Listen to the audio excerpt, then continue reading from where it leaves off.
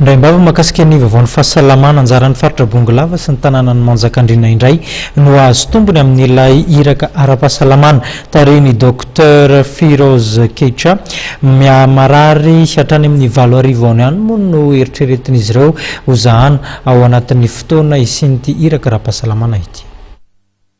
Iraka fahaefatra amin'ny 50 ataon'ny fikambanana Médecins de l'Océan Indien izay tarihany Dr Firoz Keitra no tanterahana any Tsironandry sy Manjakandriana ny 2 ka hatramin'ny 3 novambra ho avy izao. Olona 7 ka hatramin'ny 4 arivo eo no hotsaboana maimaim-poana mandritra io fotoana io. Apitsabo misa 70 ka ny 80 isan-jato ihany koa dia teratany malagasy avokoa no anatanteraka izany iraka ara-pahasalamana izany. Tahaka ny mahazatra dia maromaro ireo karazana aretina hojerena any amin'ireo toerana ireo.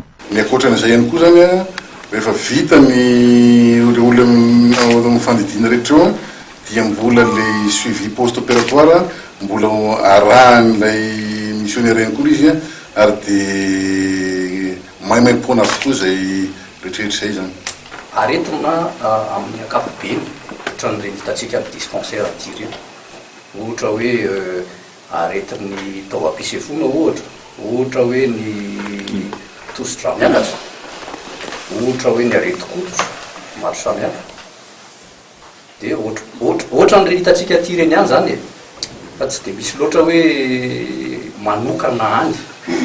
Raha ny filazan'ny Dr Firoz Keitra hatramin'ny nanomboan'ny iraka ara-pahasalamana izay notanterahany taona 1977 dia maro ireo zavatra niova indrindra any amin'ireo toerana anale.